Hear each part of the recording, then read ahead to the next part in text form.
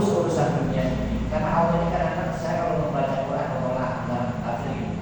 Kadang-kadang awalnya kadang memuji dunia, kadang juga menyindir. Artinya memang ini menjadi tarbiyah kita. Itu tadi kalau kita diberikan harta dunia oleh Allah enggak paham ajaran agama, malah bisa dicelakakan. Tapi kalau kita diberikan paham agama dan jadi orang kaya, itu luar biasa. Itu rahmatnya Allah.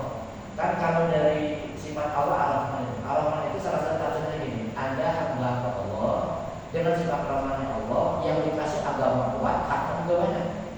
Nabi Sulaiman contohnya, kita nyelamatkan. Itu rahmatnya Allah. Ada memang di rahmatnya Allah, hamba Allah yang dikasih agamanya kuat, tapi hartanya hanya sedikit. Ya, itu dirinya lah. Itu Nabi siapa? Yang miskin Nabi siapa?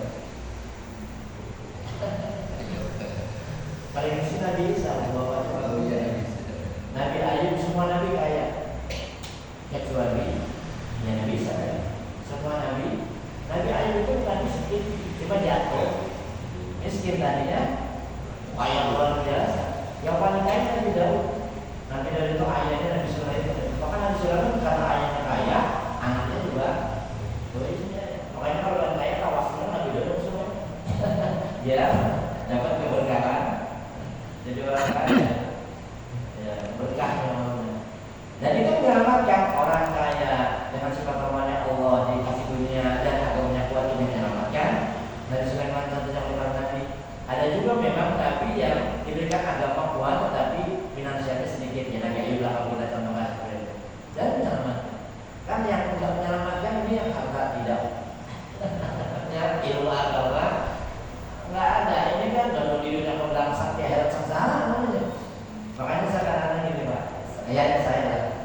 Oke lah urusan dunia boleh lepas hari ini, tapi urusan akhirat jangan sampai lepas gitu. Jangan sampai karena bisnis gagal kita nggak sholat, kan rugi dua kali ruginya. Urusan dunianya lepas, urusan akhiratnya nggak masalah lepas juga. Oke lah hari ini bisnis kita gagal, tapi nanti jangan sampai jangan sampai kita sedikit berpikir cerdas secara rupiah menurut saya. Karena memang kalau orang kita kan kadang-kadang urusan dunia itu ngepek gitu. Kenapa sih nggak ibadah ke konsolan, malas buat bisnis nggak ada. Kalau nggak punya duit aja kadang-kadang pengaruh ibadah kita. Lepas banget sholatnya duit. Jangankan gaya hidup, jalan hidupnya pun beda orang jadi kalau mas saja. Nah tapi bagi orang yang memang dia paham agama, jadi dikasih dunia oleh Allah, tetapi dijadikan amal ketatan kepada Allah Subhanahu wa Ta'ala. Karena orang kaya yang berkawan itu bendahara Allah Subhanahu wa Ta'ala.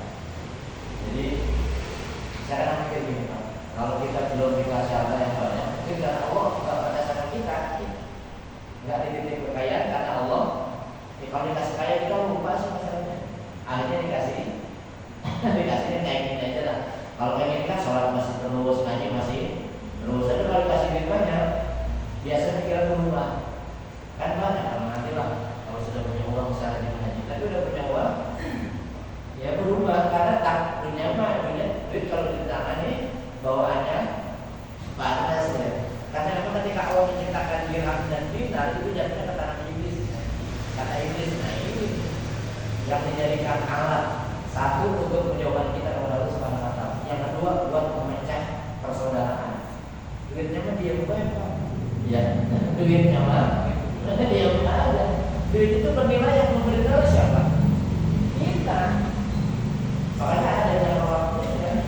Cuma gara-gara yang duit itu kadang-kadang sangat persaudaraan luar biasa. Nah maka buat kita jangan sampai karena urusan dunia kita mengabaikan urusan akhirat kita. Ini ya kalau saya boleh mengulang dalam surat At-Takasur yang namanya al-kumul takasur hatta zurtumul maqabir kalla sawfa ta'lamu summa kalla sawfa ta'lamu. Ini sampai kalanya 2 kali. Kala itu ojo mono gitu. Kalau dalam bahasa tazkirah peringatannya agak keras gitu. Jangan begitulah. Jangan sampai kayak gitulah. Al-haqqu itu lalai. Orang-orang yang lalai 3 hal. Kalau tafsiran itu pulau tafsir mengatakan 3 hal. Manusia al-haq itu. Lalai daripada Allah, lalai daripada ibadah, lalai daripada kehidupan akhiratnya, lupa dengan kehidupan akhirat. Sebab apa sih bisa lupa 3 hal